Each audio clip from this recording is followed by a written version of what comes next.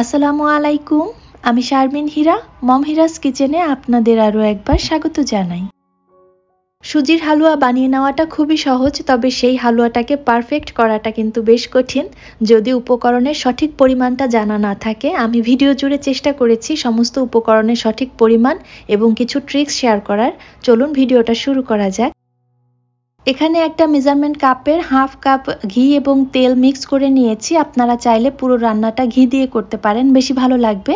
আর ঘি এবং সয়াবিন তেলটা কিন্তু দুইটাই সম পরিমাণে নিয়েছি। এরপর মুখ ফাটিয়ে নেওয়া 3টা ছোট এলাচ আর ছোট এক টুকরো দারুচিনি এই তেলের মধ্যে দিয়ে নিয়েছি। একটা মেজারমেন্ট কাপের 4 ভাগের 3 ভাগ থেকে সামান্য একটু কম নিয়েছি সুজি, 4 ভাগের 1 ভাগ নিয়েছি বুটের ডালের বেসন, আর সেই সাথে 1 টেবিল চামচ দিয়েছি আটা। আটার পরিবর্তে ময়দাও দেওয়া যাবে। 3টা মিলে আমি 1 কাপ পরিমাণ বানিয়েছি। সমস্ত উপকরণগুলো একসাথে মিশিয়ে একেবারে চুলার আঁচ কম করে অনবরত নেড়েচেড়ে আমি ভেজে নিয়েছি। এখানে ভাজাটা যদি ভালো মতো না হয় তো সেক্ষেত্রে সুজি এবং ডালের বেসনের কাঁচা গন্ধটা থেকে যাবে, তখন হালুয়াটা খেতে ভালো হবে না। তো আমি একটানা প্রায় 20 মিনিট ধরে ভেজেছি। তো বুঝতেই পারছেন চুলার আঁচ কতটা কমানো ছিল। ভাজতে ভাজতে সমস্ত উপকরণ যখন এরকম লালচে বর্ণ ধারণ করবে কিন্তু পুড়বে না, তখন দেখবেন যে সুন্দর একটা ভাজা গন্ধ বেরিয়েছে। এ পর্যায়ে এসে আগে শুকনো উপকরণগুলো যে মেপে নিয়েছিলাম মেজারমেন্ট কাপ দিয়ে, ওই সেম কাপের 3 কাপ পানি দিয়েছি এই সুজিটা সেদ্ধ হওয়ার জন্য। পানি দেওয়ার ক্ষেত্রেও কিন্তু একটা সিস্টেম আছে, এক হাতে পানি দিতে থাকতে হয় আর অন্য হাতে সুজিটাকে নাড়তে থাকতে হয়, তা না হলে এটা দলা পেকে যাওয়ার একটা ভয় থাকে। এ পর্যায়ে এসে আমি হাফ কাপ চিনি মিশিয়ে নিচ্ছি।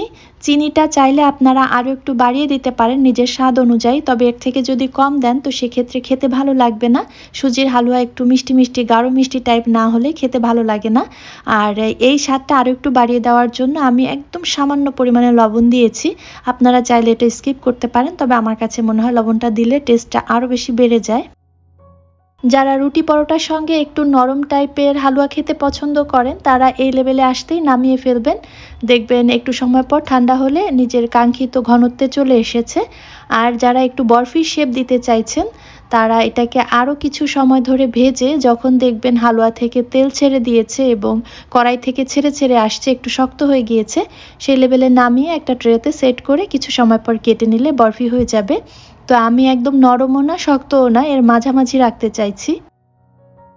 চুলা থেকে নামিয়ে নেওয়ার মিনিট খানেক আগে আমি 1 চা চামচ ঘি দিয়েছি, যেন উপরে একটু চকচকে ভাব থাকে, যেন হালুয়াটা দেখতে ভালো লাগে, সেজন্য এটা না দিলেও চলবে। আর এই যে এই লেভেলের ঘনত্ব বা এই লেভেলের শুকানোর পর আমি নামিয়ে নিয়েছি। এটা শুধু খেতেও ভালো লাগে আর রুটি পরোটার সঙ্গেও ভালো লাগবে। এই হালুয়াটা কোনো প্রকার বাদাম কিশমিশ বা নারকেল ছাড়াই অসম্ভব মজা হয়। তারপরও চাইলে উপর থেকে একটু বাদাম কুচি ছড়িয়ে দিতে পারেন। তো সেক্ষেত্রে বাদাম অথবা কিশমিশ এগুলো আগে ঘিয়ের মধ্যে হালকা একটু ভেজে কুচি করে দেবেন, তাহলে খেতে খুব ভালো লাগবে। আমার আজকের ভিডিওটা আপনাদের কাছে যদি ভালো লেগে থাকে প্লিজ ভিডিওটিতে একটা লাইক দিতে ভুলবেন না। আর এই ধরনের সহজ রেসিপি আরও পেতে চাইলে আমার চ্যানেলটিকে সাবস্ক্রাইব করে নিতে পারেন। আপনি যদি ফেসবুক থেকে আমার ভিডিওটা দেখে থাকেন চাইলে পেজটা ফলো দিতে পারেন। আর আপনি যদি কাজটি অলরেডি করে থেকে থাকেন আপনাকে অসংখ্য ধন্যবাদ। আজকের ভিডিও এখানেই শেষ করছি। আল্লাহ হাফেজ। আসসালামু আলাইকুম।